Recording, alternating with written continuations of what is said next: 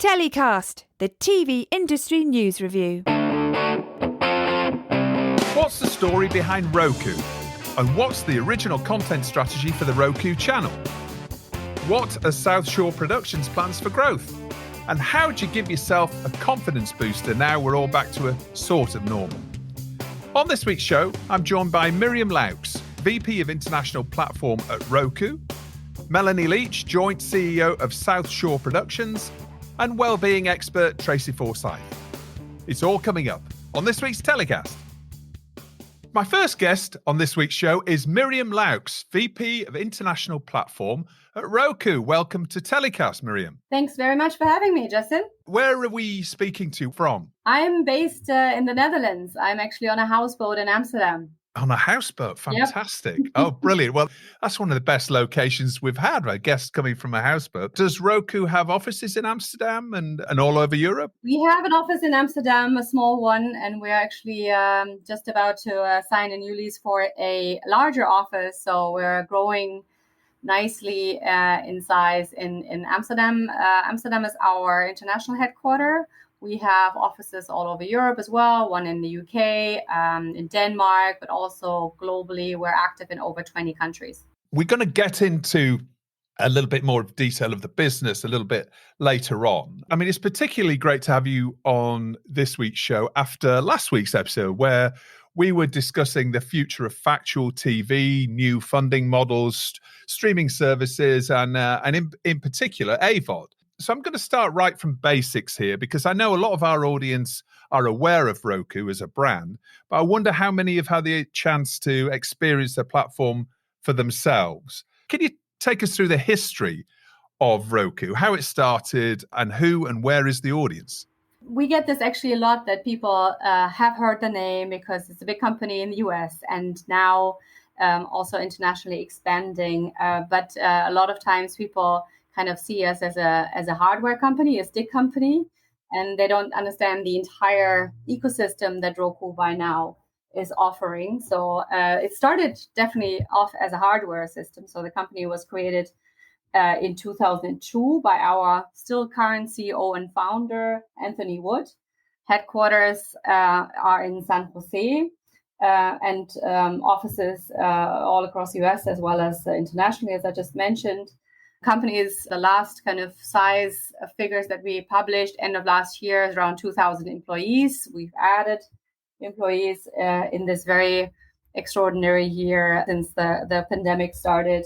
And revenue is around $1.8 billion in 2020, and we're NASDAQ publicly quoted. But overall, history is an interesting one because Anthony, when he created Roku is, by the way, the Japanese word for the number 6. It's the sixth company that Anthony has founded. And it was founded in 2002, way before Anthony then moved and worked for Netflix to actually create the first streaming player that was then launched in 2008 as the Netflix. So it was the first device that actually enabled consumers to stream Netflix on their TV. So that was the beginning of all. So there's a close relationship between Netflix and Roku because of that history. But then Netflix decided to not go with their own with their own hardware, and then basically Anthony took that invention and brought it back to the company that he already had created beforehand. And this is the kind of starting point for Roku. That's really interesting. I didn't know any of that. The Roku number 6, that's got a good TV industry pub quiz question, actually. So, I'll keep that in the back of my mind. So when it comes to the audience that's been developed, and I think, we've seen from media coverage, particularly over the last 18 months during the pandemic, we've seen lots of SVODs have done very well. All streaming services have done well as everybody's been indoors and, looking for new types of entertainment. So how has that affected Roku in terms of its audience? How many people consume TV or streaming through Roku, and where are they? At the end of Q2 of this year, we announced that we have 55.1 million active accounts. Active accounts is for us a little bit of a proxy of households. And this has been as tragic as the pandemic has been for us, for the entire planet. It's been really good for the streaming industry, because obviously a lot of people were staying home, and so there was a lot of streaming consumption that increased dramatically since the first lockdown.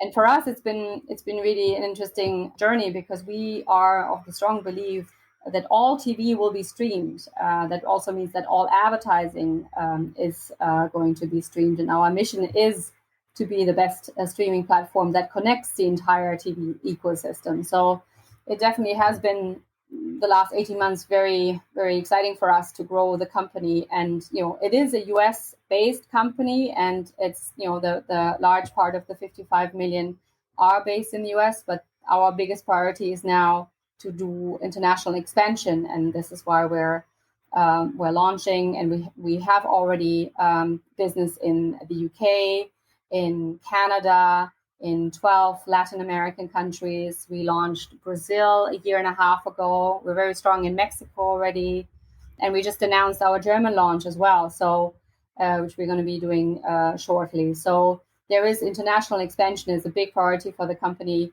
but the majority of the audiences are still in the US at the moment. It's really interesting. You were talking about the background where Roku came from and the hardware approach that you're taking, which is pretty unique, other than, I suppose, Apple TV, in terms of other streaming services that are available through hardware. So just so I'm really clear about how consumers access Roku, there are a number of sticks, aren't there? There are sticks like dongles, if you like. People often call them that. You put in the back of your TV, goes in the USB port, a little bit like a Chromecast, connect it to the internet, and then essentially it's like an app-based interface that you can then go and explore. Is that a fairly reasonable description of it, or is that rubbish?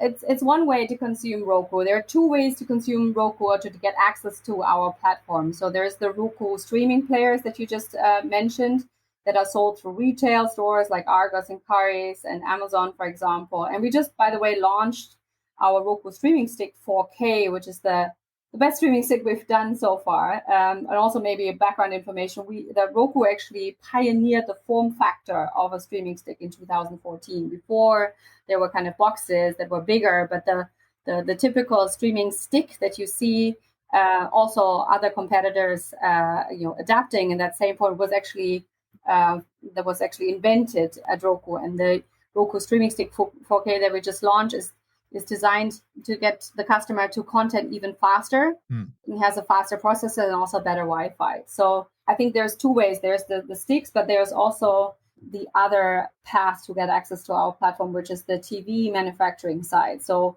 Roku is actually an operating system. It's a little bit like the glue that brings all the different pieces of the TV industry together, like the manufacturers, the services, the customers. It's an operating system to TV manufacturers. So we have over 15 TV manufacturers that license our operating system, which is fully focused only on the TV experience, right? We don't do anything else. And they license the operating system. So when you buy a, let's say, Hisense TV in the UK, you go into the shop and you buy the TV, bring it home, and you switch it on. And the first thing that you see is a Roku user experience, very purple, which is our color. Very happy with the purple color. And then you can see, the user experience. You can see the different services: Netflix, Prime Video, Disney Plus, all of this that you can then authenticate, or you can buy. You can.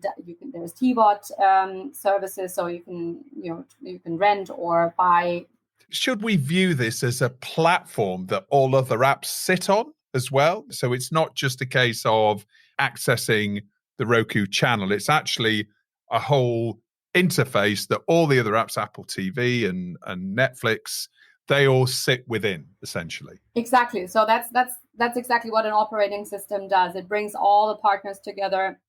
So we have a channel store where thousands of apps are sitting in, and obviously the biggest ones, the Netflixes, the Prime Videos, the Disney Pluses, but also on the AVOD side, other services as well. So That is basically what we do. We're bringing everybody together, and we believe that the operating system will be the glue in the middle of the entire system. So the reason why we think that Roku is very well positioned is because we're licensing our operating system out to all of those TV manufacturers. If you look back, TV manufacturing is a very hard business at this point. The margins are small. Lots of people actually left the business over the last 10 years because it's really hard to kind of make this work. You need to have the scale, and you also need to have a really good operating system on your TV. And that is very hard to develop in the first place, and then even harder to maintain because, you have various models, older TVs that still need to be updated and refreshed. So for a TV manufacturer to have your own operating system and develop this and have the engineering departments kind of doing their kind of more proprietary system, this is getting harder and harder. And we believe that only a few TV manufacturers will be having their own operating system, and the rest will be licensing an operating system into their TVs. And this is where Roku comes in. We're licensing ours out because we're so focused on just the TV experience. We don't have to kind of, make sure that people buy shoes or buy cell phones or stay a lot of time in the search or in other services. We're very focused on optimizing the TV user experience. So I think this is why the operating system is, that is focused on TV, on the TV user experience, so important for the TV manufacturers going forward. Right. Okay. So we'll see a lot of new smart TVs coming to the market with Roku operating systems. And we've got the sticks, which essentially, is it right to say that if I don't have a smart TV, but I have a TV with a USB stick and I put the Roku stick in, it's almost like becomes a smart TV in a way, right? Yes, that's it. That's exactly the point where people are buying the streaming devices. They want to make their existing TV smart. Okay, good. That sounds like it makes perfect sense. So when it comes to channels and what's available in the hardware, you have a number of remote control devices on the sticks that work with the sticks that actually have Netflix buttons already incorporated into them. To give us an idea of the best performing channels and brands on Roku. Now, we'll talk about the Roku channel in a second, but in terms of third-party services, which are the best performing? I mean, we work with all partners in the markets. We really like our kind of more neutral positioning. Obviously, the big SVOD partners that we have, on the platform globally, also in the US, are the big names that everybody knows: the Netflix, the Prime Videos, the Disney Plus, the Sky, the Zone. There are so many, but the ones which obviously the best kind of rights portfolio and the nicest and the best user experience, and also a great kind of price value relationship. They are the one that is also the biggest services on our platform. They are the biggest services in a country then, so also on our platform. When we're talking about Roku, I think a lot of the content industry in particular sat up and really took notice of Roku after the acquisition of the Quibi content earlier this year, which was, I think, and please correct me if I'm wrong, I think it was about 75 different shows and hundreds of hours of content that was announced back in May, which was a huge news. And there's obviously some really fantastic quality, and it's all premium, a lot of it Hollywood shot content. Chrissy's Court, Reno 911, Dummy, which is one of my favorites. And how's it performing? How's the content performing? How's that rollout of the Quibi content, which is now called Roku Originals, obviously? How's that rollout going? Yeah, so we bought the library early this year, and then we launched the library. A lot of the shows were not even seen before by anybody in the US either, but also not internationally. And we made them our first Roku Originals. And the Roku Channel is the exclusive destination for those Roku Originals, so you don't get them anywhere else. And the decision to kind of make this, to acquire this library is already paying off. In June, we actually announced a couple of stats on how it's doing. And there's a record number of unique accounts that streamed the Roku channel. We have those Roku Originals in the UK, in Canada, and in the US. And the top 10 watched programs on the Roku channel were all Roku Originals. So for us, that really was worthwhile investing in that library. More than 1 in 3 users of the Roku channel streamed a Roku Original already. And in June, we also celebrated a huge milestone for Roku Originals because we included our first season 2 that was greenlit for Die Hard with Kevin Hart, which is one of my favorites out of all of the shows. It's hilarious how he kind of plays himself, and I just love his humor there. So Roku Originals overall providing an important audience driver for the Roku channel. So it's an important piece. But it's only one piece, right? So I think when you run an AVOD service, you have to make sure you get content from various sources. We license a lot of content from existing partners. We will continue to be licensing content from existing partners. We're oftentimes also getting new partners. So the Roku Originals or the own production on greenlighting, like second seasons and all that is one component. But the larger strategy is to kind of bring great content to our AVOD users for free, because when the Roku channel was created in the US, that was actually the reason why it was created in the first place in 2019 in the UK and earlier in the US as well. Because we found a lot of people searching for free content on our channel store, and we thought at the time it wasn't really there wasn't a lot of free options available. So that's the reason why we created the Roku channel in the first place, because there was a demand, there was not a lot of offer. So we said, okay, let's invest in this in our own AVOD store and our own AVOD channel. So that's the little bit the history of the Roku channel in the first place. Okay, coming back to the originals for a second, with that many shows and that much content that you acquired in one go, that was coincided with the launch of Roku Originals. I mean, was that an opportunistic move, or was it something that you always wanted to get into original content and this just happened to sort of supersize that move? I think might have been a little bit of both. We're always looking around and trying to find the best content for our customers, and that opportunity came up, and we saw that as another way to kind of be able to show great content to our customers. And it was highly the production value is really high. We were able to get to acquire the entire library. We actually launched the library in a pretty unusual way. As the first wave of Roku Originals, and the second wave just followed then in August this year. We actually had a lot of shows being premiered on the Roku channel as Roku Originals in one go. This is when you have a larger library like that. We also wanted to kind of create a big buzz around this, and we have like top names attached to the Roku Original, right? Kevin Hart is one of them. So that's basically the reason why we bought this, because it was great content. We thought we could actually show that content to a lot of our users for the first time, because there hadn't been Quibi users before. So we thought this is a great opportunity for us to kind of move more and to acquire all the entire library, and it was definitely the right move. It really paid off for us. So very, very good. Okay. That. Well, that's good to hear. And how much Quibi content, or how many Roku Originals, should I say, have yet to surface on the Roku channel?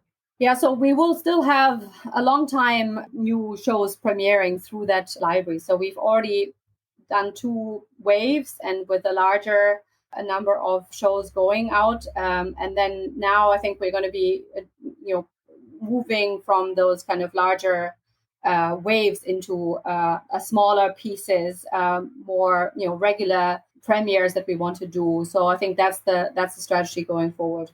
Presumably there was a lot of shows that haven't been announced yet, that were in production, maybe that you've got the opportunity to announce and PR around Roku, right?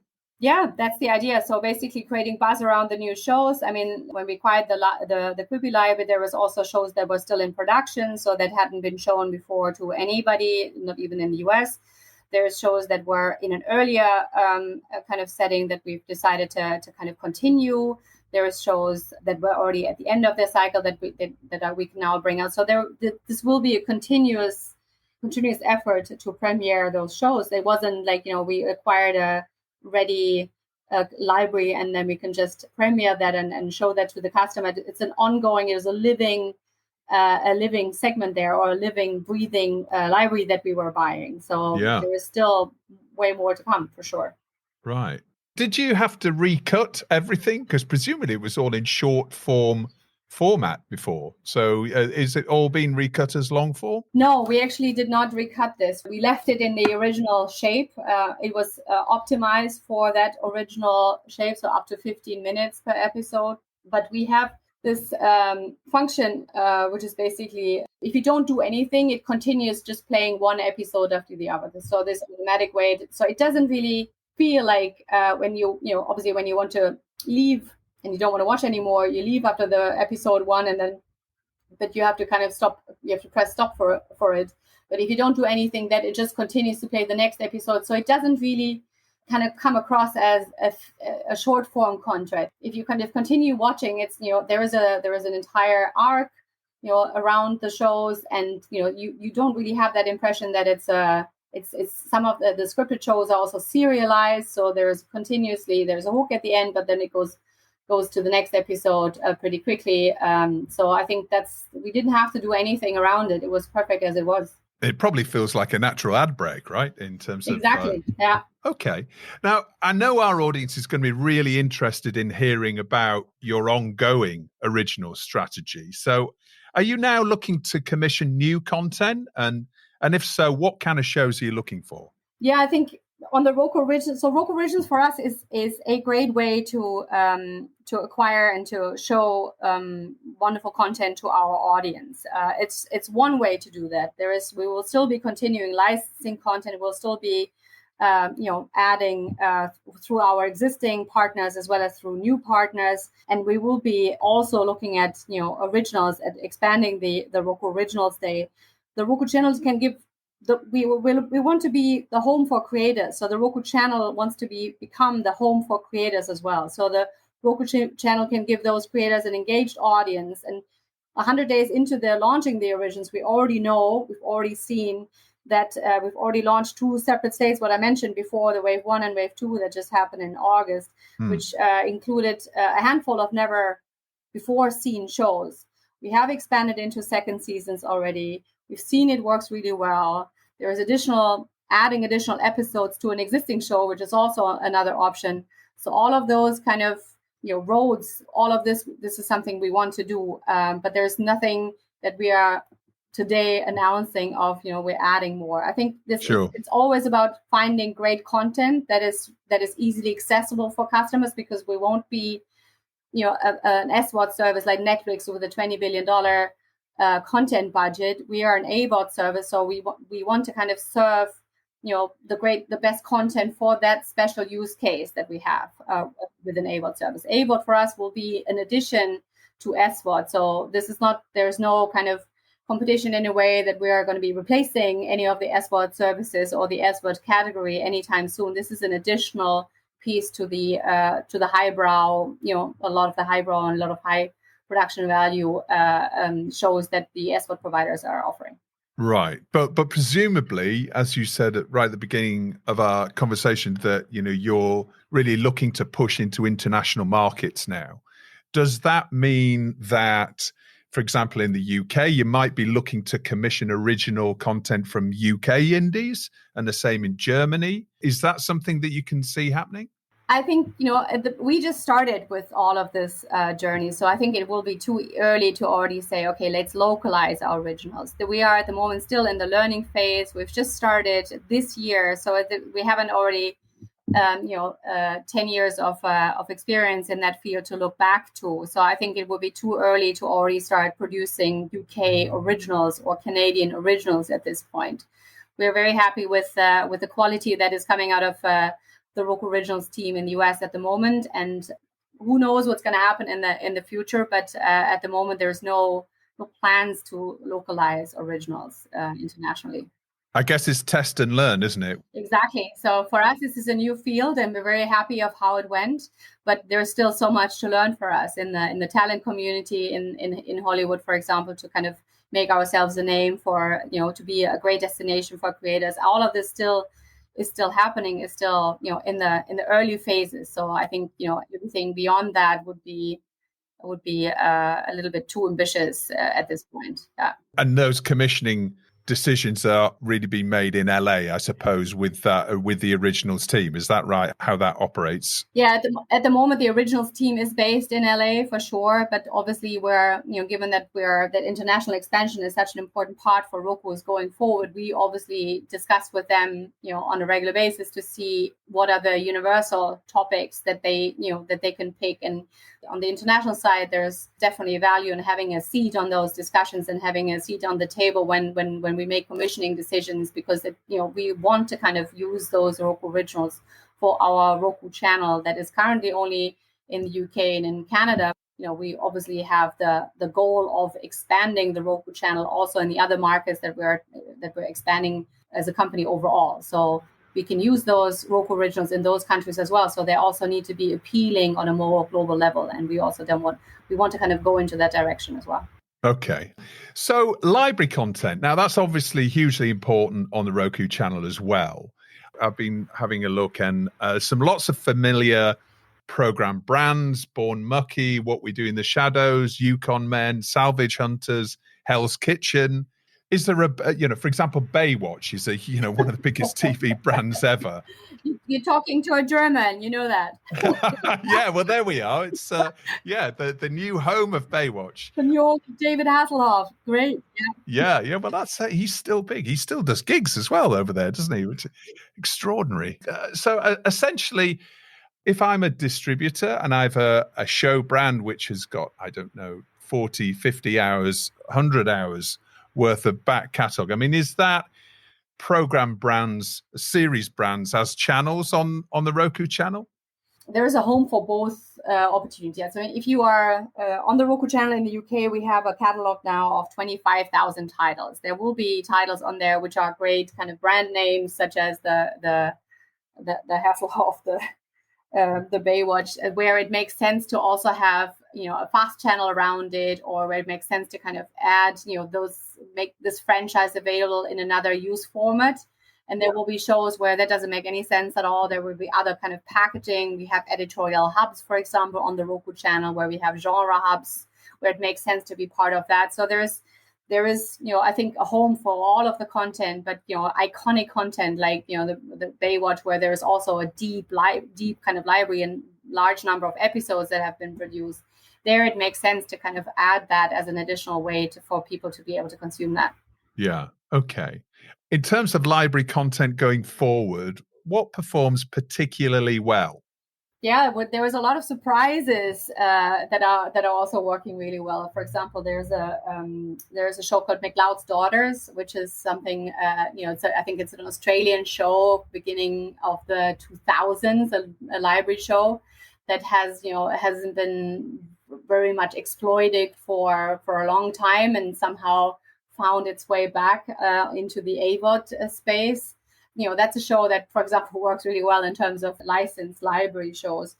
Sometimes you're just very surprised of what people watch, and then you learn from what the customers want, and then you go out and source similar stuff because you have seen that this is a recipe.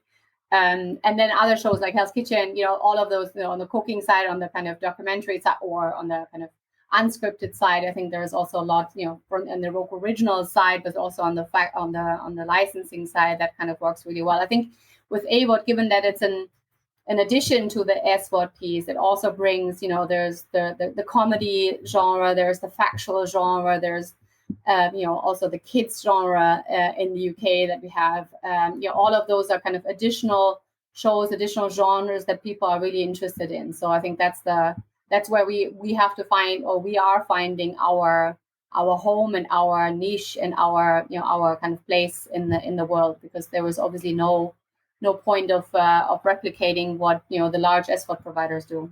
Do you solely deal with distributors when it comes to acquiring content, or if you have larger producers or even smaller producers with an interesting catalog, are you willing to have conversations with them direct, or realistically, is it acquisitions being purely made through distribution businesses? It really depends on the size of the library that the production house has. I mean, we definitely would be interested in also talking to to that. I think it's, just in terms of resourcing, it's going to be hard to talk to every production house that has like very few titles, because we only have a limited number of people that can actually have those discussions. But overall, it's absolutely, when there is an attractive library and attractive content selection that we can acquire, that would be absolutely interesting for us. Those buyers, are they based in those regional offices that you mentioned earlier on in terms of Canada and the UK and Germany? Are they all based internationally, or again, are they purely based out of the US? No, I think it's a mix. There is obviously a larger team in the US that is acquiring from the companies that are based in the US. But we also work with local providers in the UK, for example, also in Canada. At the moment, we are not planning on launching the Roku Channel in Germany. So when we launch in Germany, that will not include the Roku Channel, so not our own AVOD offering, and also not the premium subscription part of that offer. So, but in the UK and Canada, we definitely are in touch with local providers already. So if any producers or distributors that you're not already in business with in the UK, for example, will include a contact detail on the episode description of this podcast, and they can send that email and get in touch with you guys. Great.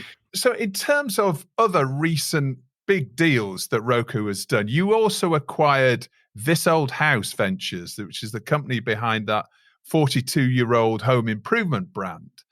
Can you see yourselves doing more of those types of business acquisition? So acquisition of a business, but also obviously of that back catalogue as well? I think it's one possibility in the toolbox, right? So This Old House was a great acquisition because, it's been around for a very long time. It's a very trusted brand in the US. It's already made some inroads internationally as well, but it's the home improvement iconic kind of brand in the US. So if that becomes available, and it also includes production facilities, which you can then continuously using for the brand, but you can also venture out of those brands, using that brand and doing, additional shows with that brand and work with that team and create more great content for our customers. That is something that we absolutely look at. Of course, that would be the full package deal. But overall, we're always looking for the content first, for how much the content is actually fitting to our customer base, and then we look at the deal that can be struck in the back. There is no kind of boilerplate deal that we go out and say, okay, we always buy companies like This Old House, and we always buy the entire company. There is various ways we can strike a deal there. It must be exciting being part of this. You said 2,000 employees, hardware and software consumer business, that you can be so opportunistic and go out and buy all that, Quibi content and businesses that have the sort of content that you're looking for. It must be really exciting from your standpoint, and seeing what opportunities present themselves, and then you get to go out and launch them.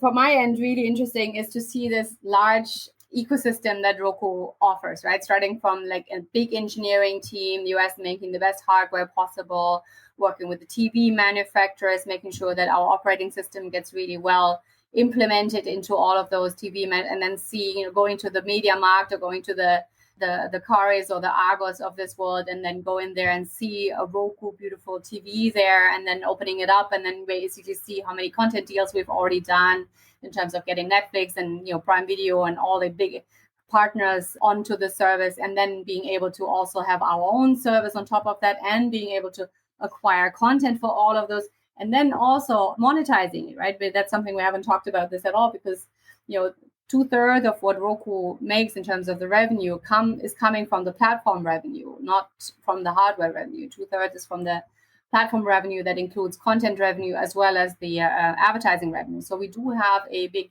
advertising business that kind of monetizes our customer base.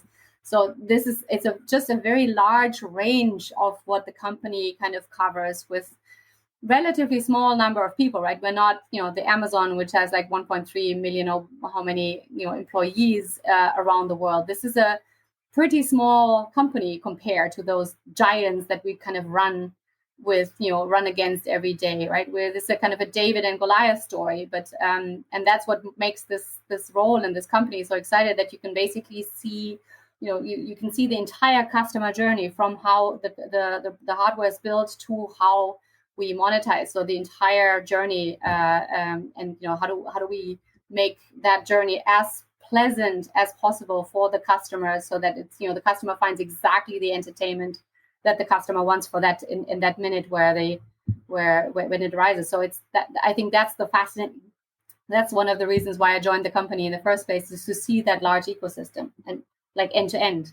And we've seen all of the AVOD forecasts, the forecasts of how the industry's going and where AVOD's going to be in 5-10 years' time. I know Omdia did some research fairly recently, which showed the growth. So it's a very exciting time, I guess, to be at Roku. Absolutely, and also with that international expansion that is happening at the moment, I think that's the most fun part of being at Roku at the moment, so that we can bring that successful business model and that successful product that we've had in the US for a long time, that it's been like perfectioned and optimized in the US for a long time. Now we can also bring it to the 1 billion broadband households that are still around the world, that are still in search for a smart TV user experience. That's the fascinating part. So bringing it internationally, making it international. And now it's the time in the show where Mirjam gets to nominate her story of the week, the TV industry news that's caught her eye in the past 7 days. What's your story of the week, Mirjam? Story of the week is that Viaplay is launching in 5 countries, one of them being my home turf, Germany, but also in the Netherlands, where I live right now. And that's, I think, fascinating, because you can see that there's still a growth in that segment. There are still even European players that are going to other European markets, or that are going global. And there is more and more of those services coming. And it's not just, why that is fascinating is, first of all, it's not just the US players going global, but also European players going global. I think that's great news.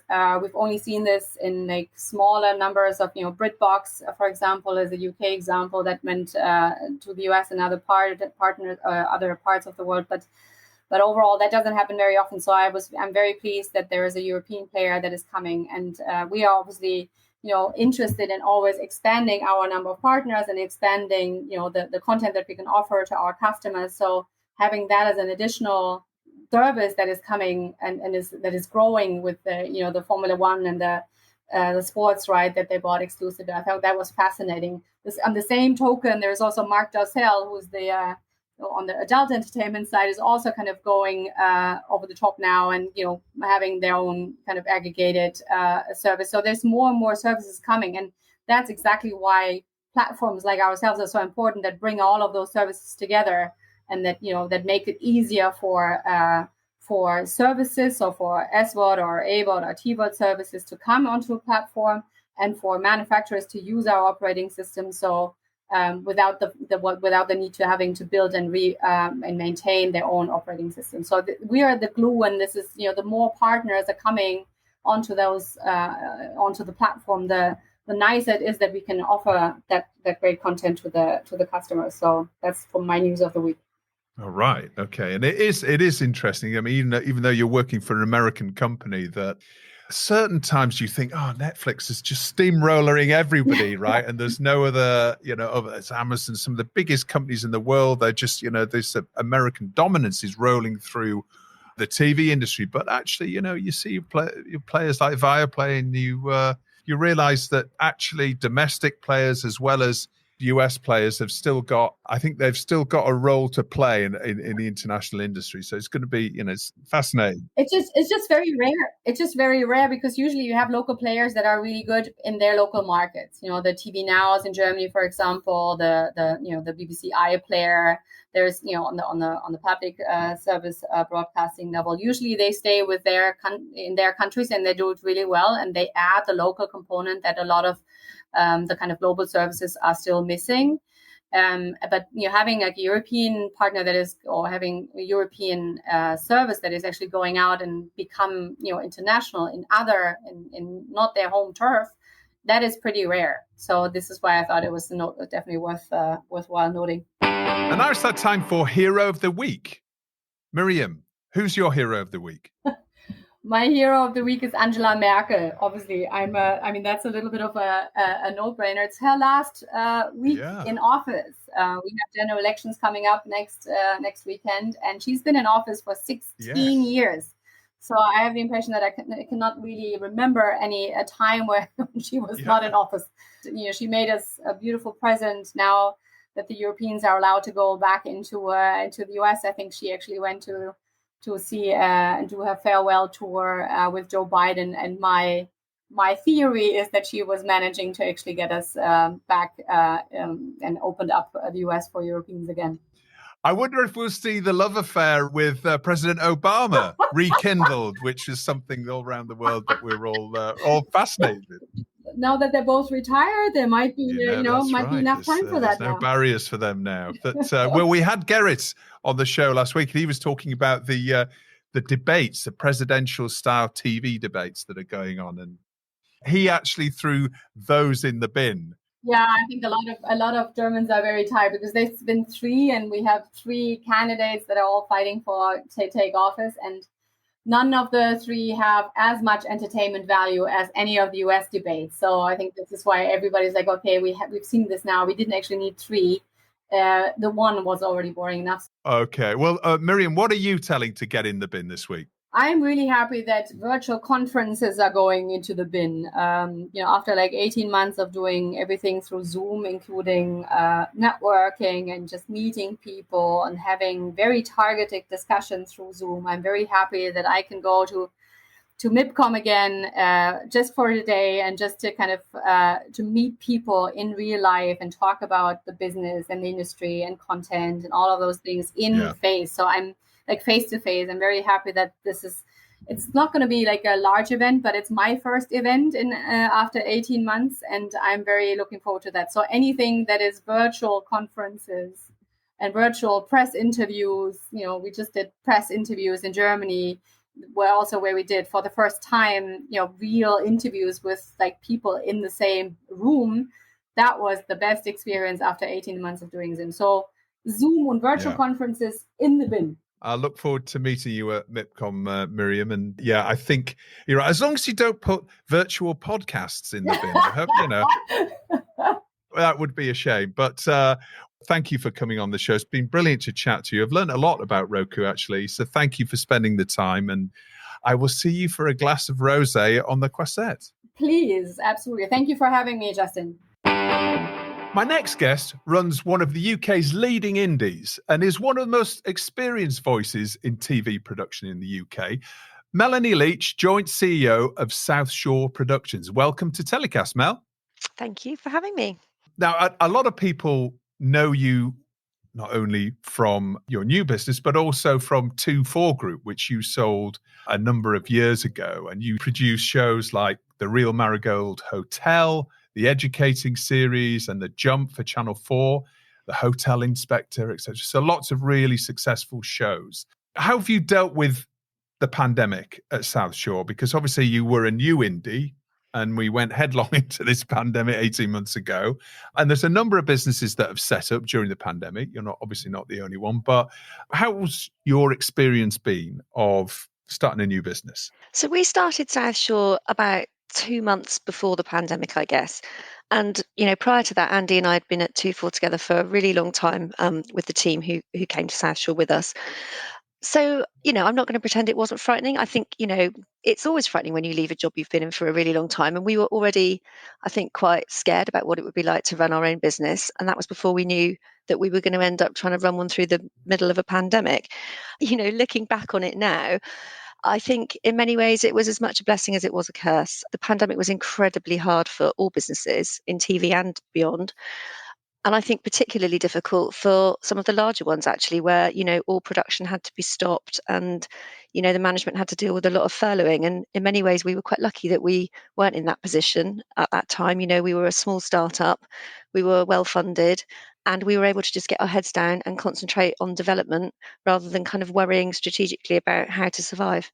I think we're finding this, or seeing this in the industry right now, is that all of those months of development that everybody spent is now coming through, and there's so many great ideas and so many projects that are getting green lit, which is brilliant. It's almost like that cork is coming out of the bottle after a number of months. Are you finding that? Are you finding that sort of we're a little bit of a mini boom time now coming into the end of the year? Absolutely. I mean, I don't think I've ever known the market as buoyant as it is at the moment. It's a jungle out there.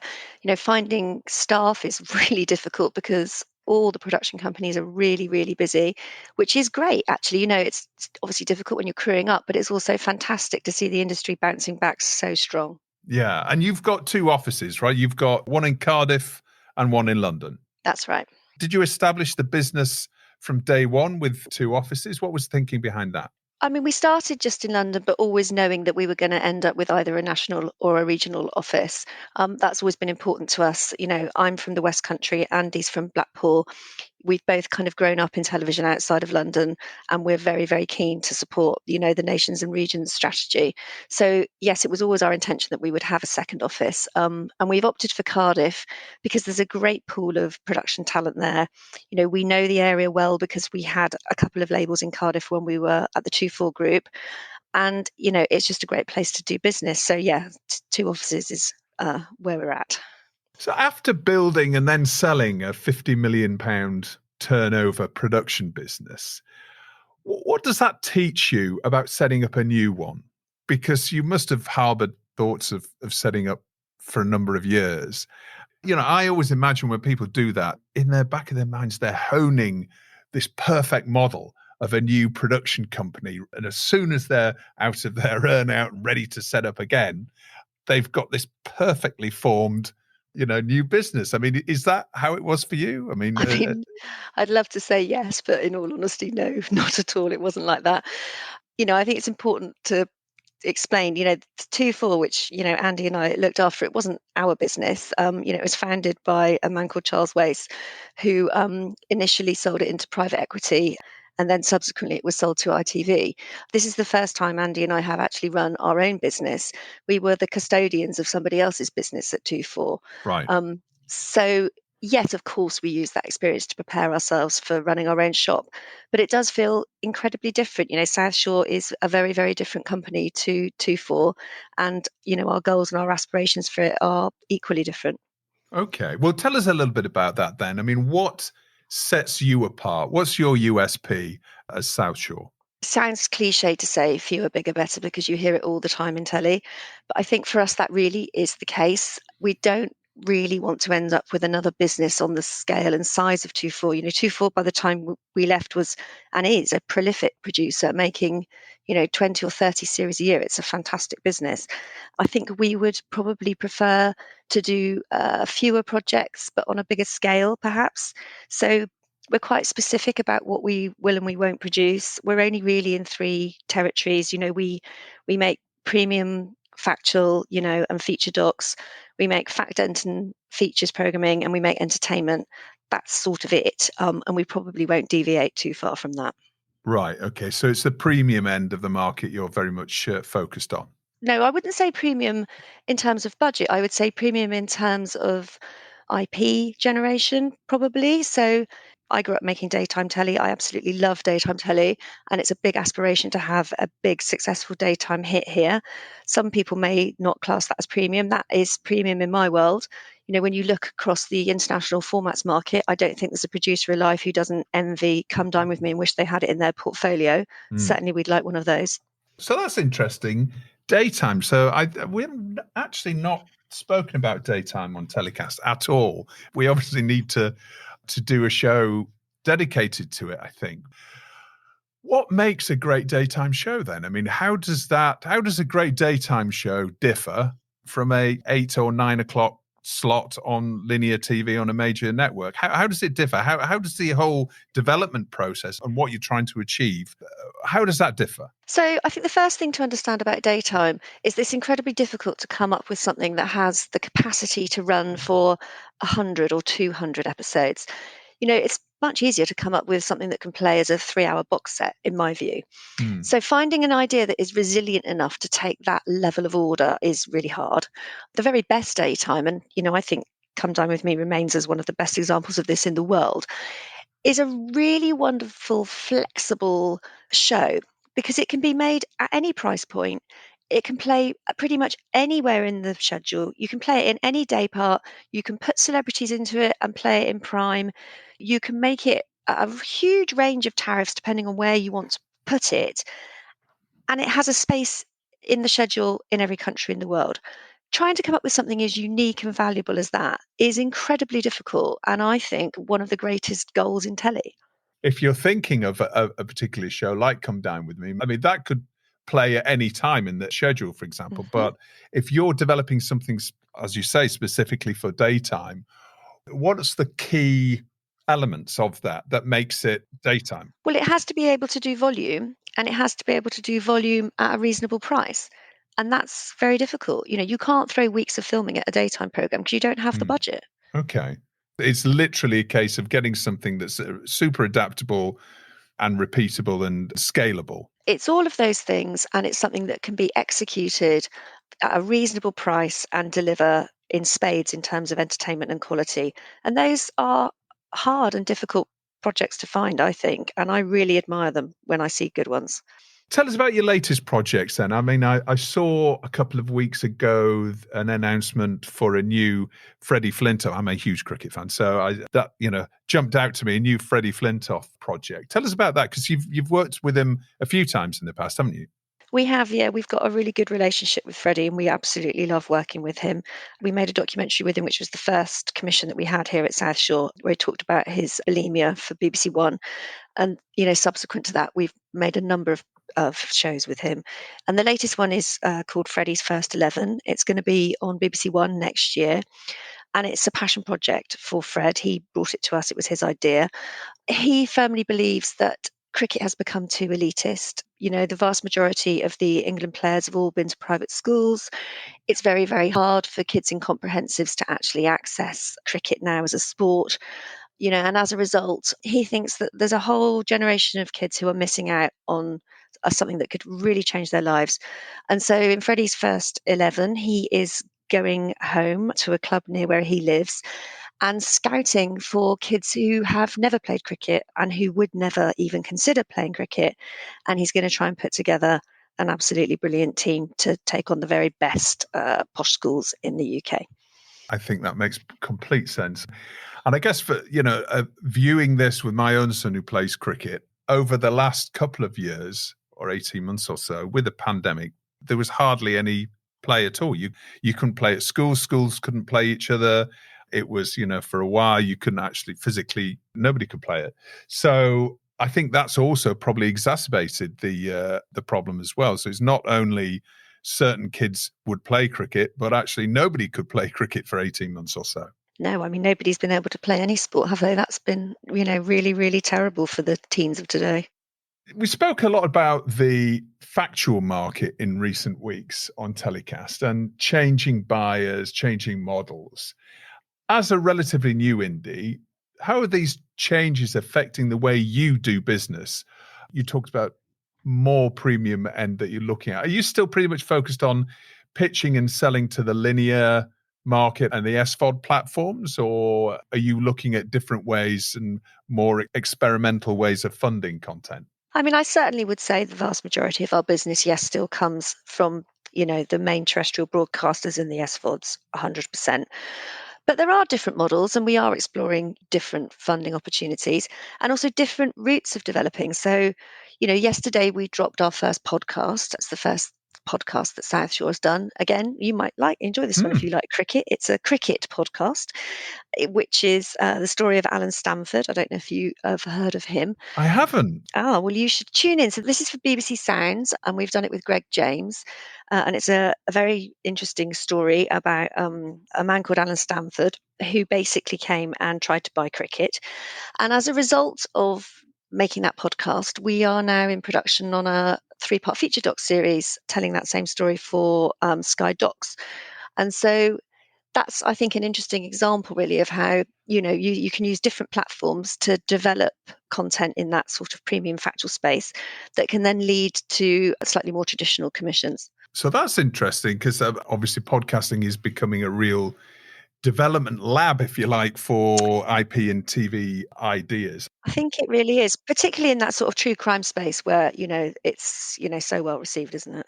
Yeah, and that's unusual, the fact that the podcast is only just coming out, and you say you're already in production with the doc series. We are, yes. Right, very good. Oh, well, that's a good example of how the lab approach is working. What about distribution then? How do you choose the right distribution company for your properties? I mean, it's quite straightforward for us because when we set up South Shore, we took minority backing from ITV Studios, and so they are our distributor. So it isn't something we give a huge amount of thought to be honest. I didn't know that. I should have done my research a bit better there, shouldn't I? Do they have first option, or do they just essentially just distribute everything that you do? They have first option, and they also don't have to take our content if they don't like the look of it. And if we have a deficit to fund and it isn't one that they're prepared to match, then we can obviously go out to market and talk to other distributors. All of our projects are sat there because they're a great distributor for us. They're really supportive. They do a great job with our finished tape and a brilliant job with our formats. So they're a good home for us. And how about pitching and markets going forward? Presumably you attend most of the key markets like Real Screen, and do you go to Science Congress, or do you tend to go to MIPCOM, or do you leave that to ITV Studios to do that? I mean, historically, we've always gone, but of course, nobody's been anywhere for 2 years, have they? So Nope. It will be really interesting to see how those markets recover. We're not going to MIP, in a couple of weeks' time. Maybe we'll go in the spring if it looks like there's going to be enough people there to justify the trip. But I think one of the upsides, I guess, of COVID, if there are any, is that it's become much easier to communicate with people, hasn't it? And so, actually, the need to be in those places face to face, I think, has been diminished. So finally, without giving any trade secrets out to any young producers out there, but I'm always interested in execs that have run and grown really successful distribution businesses and then set up their own. I mean, what would be the tips for young producers that are just setting up you would give? What are the sort of top 2 or 3 bits of advice that you might be able to pass on? Do you mean in terms of running an indie or running a distribution business? Yeah, running an indie. I mean, nothing beats hard work, I would say, is the truth. I think the more that you put in, the more that you will get out. Do everything you can to get the very, very best people you can get into your building. And then when you've got them, give them everything you can possibly manage to help them be a success. And I suppose my third tip would be just make things that you believe in and that you think can be good, because there's quite a lot of mediocre telly out there and nobody wants to make that. And that's something that we've heard from quite a few producers over the past few months on TellyCast. It's about being sort of true to yourself and making the shows that you're really passionate about, because that shines through not only when you're actually pitching it, because you're just so much more passionate and invested in it, but you care much more, I guess, about what comes out the other end when it actually comes out on screen. And that's the way that you build a brand, isn't it? By really doubling down on what excites you. Exactly. And also, making telly's hard. It doesn't matter what type of telly you're making, it's really difficult. So you might as well make stuff that you believe in and that you're going to enjoy, putting on the screen. What's your story of the week, Mel? So I've gone for a story that ran in broadcast, which centres around Tim Davies saying that the industry has hit a tipping point with the top talent being tempted away to global networks. And I think he makes this point at a really good time. It's a time when we've seen a change in the culture sector here. The BBC have suffered a budget cut in real terms, of over 30% over the last decade, and they're facing a fight, I think, in terms of their renegotiations with the government. I very much agree with Tim and the article that's in broadcast. I think our PSBs are under attack, and I think it's the moment when the government needs to step up, actually, and support the BBC. The BBC is the envy of the world, and to continually cut it and continually try and attack it is really very damaging for us as a nation. I feel exactly the same way about the government's attitude towards Channel 4.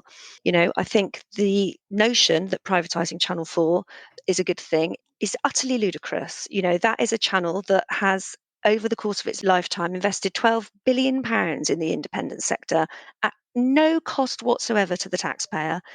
They work with almost 300 production companies every year, which is significantly more than any other commercial PSB. They are an incredible supporter of the nations and regions and will spend half of their content budget, in the nations and regions before the end of 2021. And yet we're faced with a government who seem intent on privatising, and worse, have entered into a consultation where they haven't even published an impact assessment as part of that consultation. So, yeah, my story of the week is Tim's story, and my rallying cry to everybody is let's support the PSBs in this country. How would you support them? I mean, in terms of, let's take the BBC first of all. I would increase the licence fee and I wouldn't privatise Channel 4. Right. Advocate increasing the licence fee. Okay. 100%. I think the licence fee is the biggest bargain I've ever seen. £159 for all of the services that the BBC provide. I'd pay double. I think a lot of people would agree with you, particularly TV producers, but I guess to float that out into the general public, I mean, nobody wants to pay any more for anything, do they?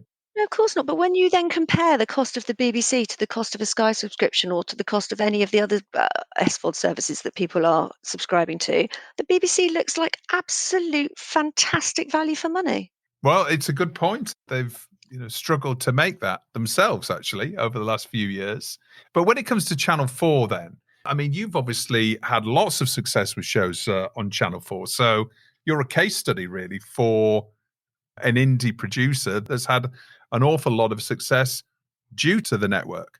100%. And I can say with my hand on my heart, I would never have enjoyed the career that I've enjoyed in television were it not for the help and support of Channel 4, who I think are instrumental in growing small independents in this country and continue to be, the biggest buyer of independent formats in the UK. So if it goes to Discovery, what do we do then? Who knows? Because we have no idea what Discovery would or wouldn't like to do with Channel 4. But regardless of who it goes to, I take the view that if the channel is privatised, then it will fundamentally change the nature of the business. It's very, very difficult to perceive that profit won't suddenly become a driving factor in the decisions that are made around the schedule. I still haven't seen the compelling case for privatising it. Maybe it was exacerbated, the plunging advertising revenue in the first part of the pandemic. The reality is that Channel 4 has just posted, over £1 billion of revenues for the first time ever. It's in rude health. And the way it's bounced back has been extraordinary. And it has very strong digital revenues, and its digital revenue growth is ahead of its commercial PSB rivals. So, it's very, very hard to see the evidence for why the government would want to privatise Channel 4. Maybe we'll try and get somebody on the show to actually, stand it up. I think you should. Go and get Nadine and let's see what she has to say about it. Well, I can try. Why not? Let's have a go. And now it's time in the show for your hero of the week, Mel. Who are you nominating? So I'm going to nominate Mike White, the creator of The White Lotus, which for anyone who hasn't seen it is a satirical comedy on HBO set in Hawaii. I think it's just brilliant. I think the characters are brilliant. I think the cast is brilliant. I think the score is brilliant. I think it's just brilliant in every way. All right. I've heard a lot about this. Hasn't quite made the watch list yet. Clear your diary and watch that one tonight because it's really good romp. Okay, brilliant. Well, we'll put a link in the episode description to that and your story of the week as well. And how about the bin? Who or what are you telling to get in the bin, Mel? So I'm going to be really boring, and I'm afraid I'm going to put Boris in the bin, which I know is very predictable. Boris. But this week, I think, is an extraordinary week in Britain. We are seeing people having punch-ups in petrol forecourts because we've run out of fuel. We've got empty shelves in our supermarkets because there's nobody to pick or move the fruit and veg. We've got restaurants closing at lunchtime because they can't get any staff. And these are not problems that have been created by COVID. These are problems that have been created by our government. And that is the same government who seem intent on dismantling the BBC and trying to sell off Channel 4. So I'm afraid I'm going to be boring. I'm going to put Boris in the bin. I think it might be the first time that Boris has actually been put in the bin. Good. Well, I'm glad I'm a first. Yeah. But I have to agree with you. My Saturday night, Mel, my Saturday night entertainment was queuing at a petrol station from 10 o'clock till midnight. And it was an experience that had everything. It was the world's slowest car chase. It had drama. There was a fight on the forecourt that I saw halfway through it. And right at the end, somebody actually having queued 2 hours, ended up putting the wrong fuel in the car and had to be pushed off the forecourt. So it had twists and turns. Maybe we can pitch that as a drama.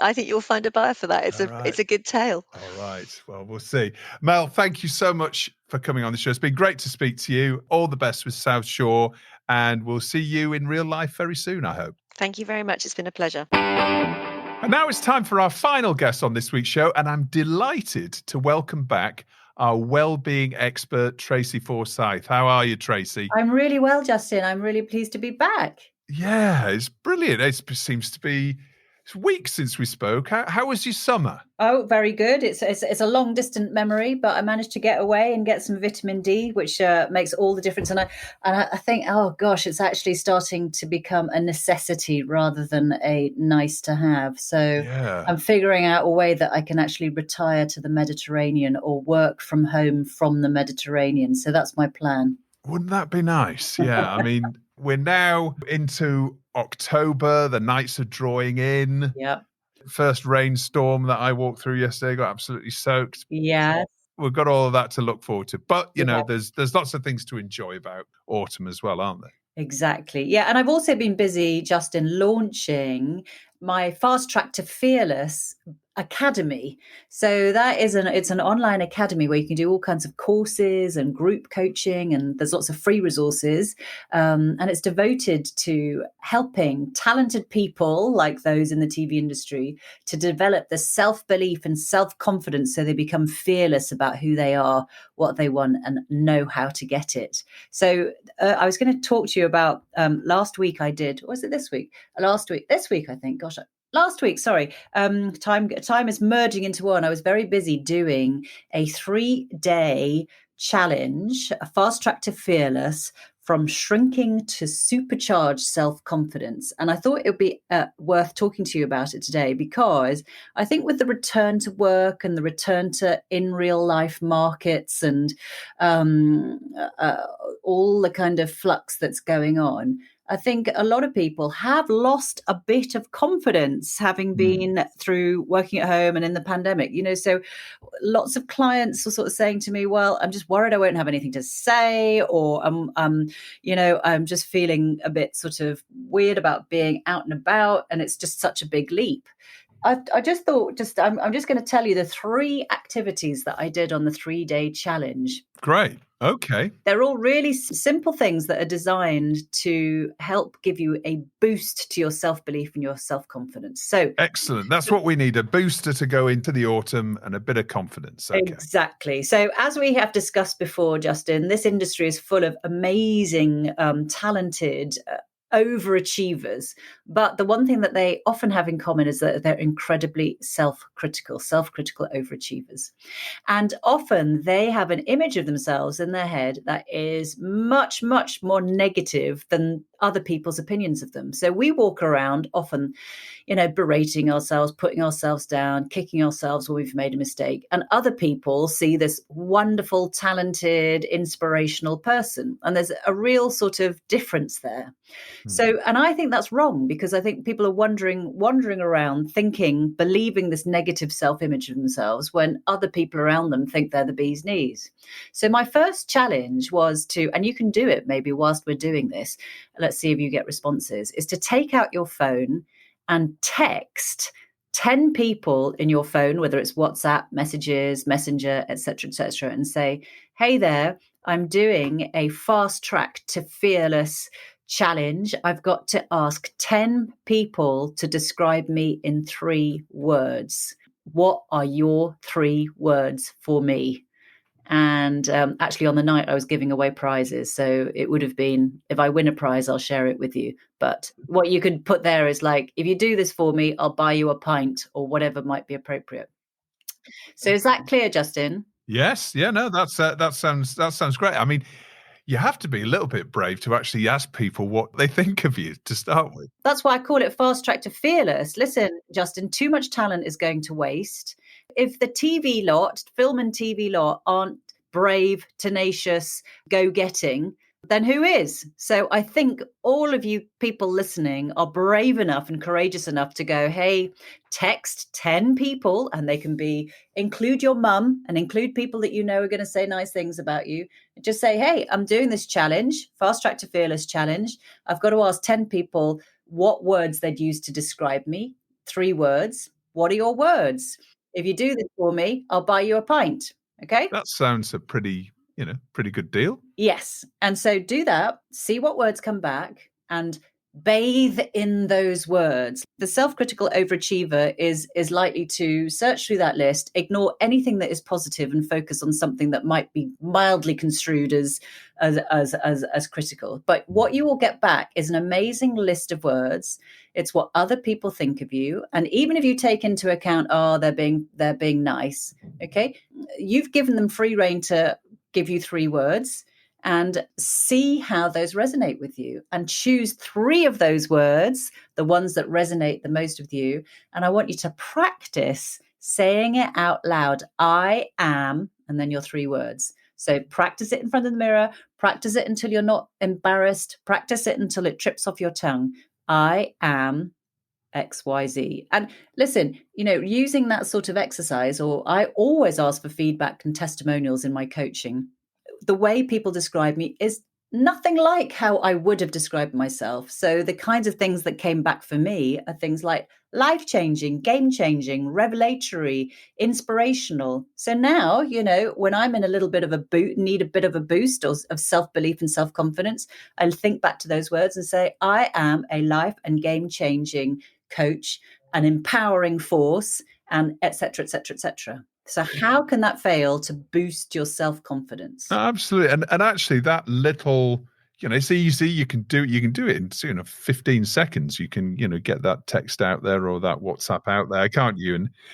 But it's actually probably the biggest barrier to people, or their first step, isn't it, about addressing self-confidence issues, is probably the biggest barrier that may have to overcome. Yes. But listen, guys, if you're in this industry, do not tell me that you cannot do this. In this industry, we have to hustle, we have to be charming, we have to organize stuff, we have to land deals, we have to get things in on budget. I will not accept that you cannot text 10 people out of your hundreds and hundreds of contacts and say, I am doing this challenge. I'm working with a coach. I've got to ask 10 people to send me how they would describe me in 3 words. What are your 3 words? I'll buy you a pint. All right. Okay? Good. All right. Well, I hope everybody does that. That's pretty easy to do. The second one was meeting and greeting your inner critic. And we've talked about inner critics before. So inner critics are sort of like, when you're going around life and you try to do something, and then almost like a thought bubble appears in your head, and it's a critical thought like, oh God, don't do that. You're going to look stupid. Or don't say that, you'll say the wrong thing. Or don't go for that job promotion. You're never going to get it. You don't have enough experience, that kind of thing. So what I want you to do is imagine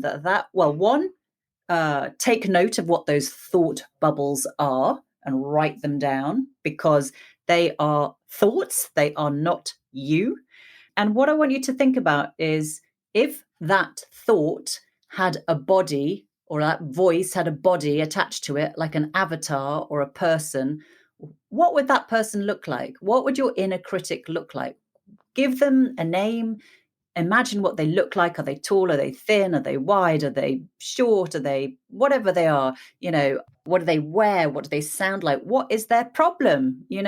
So just create an avatar of your inner critic, and almost like you had a police lineup. If you've got more than one inner critic, separate out those speech bubbles, give them all attach them to an avatar, and then line them up in the police parade and have a jolly good look at them. So it's sort of separating out those negative voices in your head from you, because those negative voices, those inner critics, are manifestations of your feelings. And normally they are either linked to a fear, like, oh, I'm going to make an idiot of myself, or they're linked to a value that is not being fully met. So, for example, one person I did this with said, oh, I make formats, and my inner critic is like this really posh Oxbridge toff who makes documentaries and get Grierson Awards, and looks down at me because, I make formats.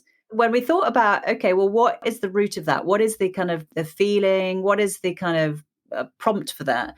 What we realized is that what she was fearing was not being respected for her work. And as anybody who's known that she thought, well, my inner critic is sort of like going, well, nobody's going to think much of what you do and da da da. But this girl had done amazing formats that had traveled the world.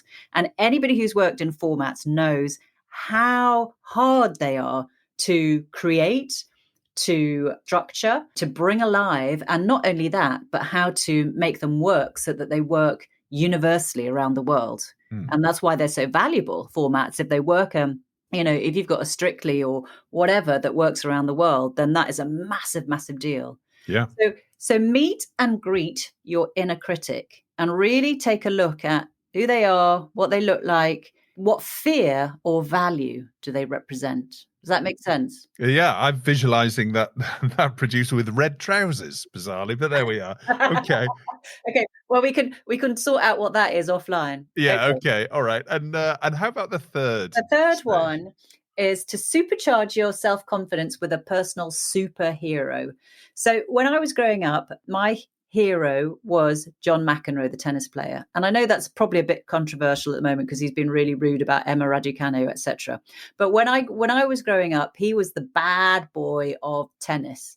But what I loved about him was a number of things. One, he was like hugely creative on the tennis court. Like in those days, you had a lot of bass players and you'd watch these like volleys that went back and forth for like 10 hours, whereas he just went straight up to the net and like he was like super creative.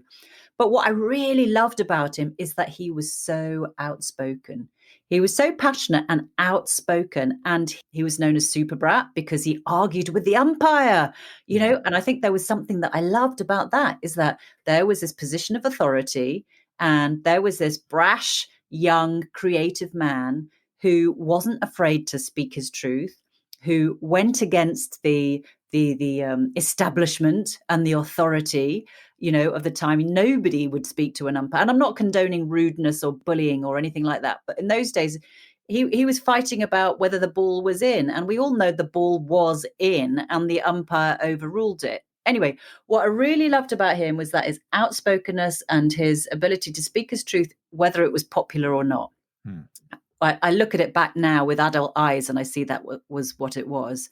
What your personal superhero tells you, the reason it's good to do that is it tells you what kind of values you really resonate with and that are important in your life. So, as I find myself now, 52, whatever, I realize that those values that I kind of like, the qualities that I admired in John McEnroe are very important, have been very important to me throughout this life. Speaking my truth, speaking up, not being intimidated by authority, and occasionally speaking out and it not really helping my cause, but doing what I felt was right. And so if you think about your inner superhero, it can be somebody from your childhood, it can be somebody that you're thinking of now. They will have qualities and values that you really resonate with. And so one, you can ask yourself, well, where am I showing those qualities already in my life? Where do I need to show them more? But my top tip for your personal superhero is when you're feeling down and you've got a lack of self-belief, ask yourself, what kind of pep talk would my personal superhero give me? I mean, listen, John McEnroe would make short shrift of me and tell me to stop moaning and get back out there. And the second thing is, what would your personal superhero say to your inner critic? And I'm fairly certain, John McEnroe would make mincemeat of any inner critic. Those are my three things. Does that last one make sense? Absolutely, yeah. I mean, I think it's a really interesting sort of 3-step approach to facing down your those sort of insecurities and visualizing them and dealing with them. And so this is part of your course that it's your Fast Track to Fearless course. Yes. So I am launching. So as you know, I do one-to-one coaching, but I'm launching by popular demand a group coaching program, 12 weeks. It's called Fast Track to Fearless Confidence. If anybody's interested, enroll now because it's closing soon. You can find out more details on fasttracktofearless.com, as well as all my other free resources to help empower you to get rid of that self-doubt and lack of self-belief and become fearless about your career, fearless about who you are, fearless and clear clarity on a career strategy so that you can deliver everything that you want to deliver in life and release your potential so that we can all enjoy it. That's great, Tracy. Thank you so much. And we'll put a link to Fast Track to Fearless in the episode description as well of the podcast, so you can go there and take a look. Great to have you on again, Tracy. And hopefully you're going to come back really soon and give us some more tips. I will do. Thank you, Justin. Well, that's about it for another week's show. As always, thanks a lot for listening. Don't forget to rate and subscribe to TellyCast and share it with friends and colleagues. And another quick reminder to sign up for our free newsletter called TellyCast Plus. It's packed with interesting TV industry stories of the week you might have missed and exclusive insight and opinion. And it's all completely free. Just visit our website to sign up at telecast-podcast.com. You can also follow us on Instagram, LinkedIn, and Twitter. TellyCast was edited by Ian Chambers and recorded in London. Until next Thursday, which is a MIPCOM preview show, as always, stay safe.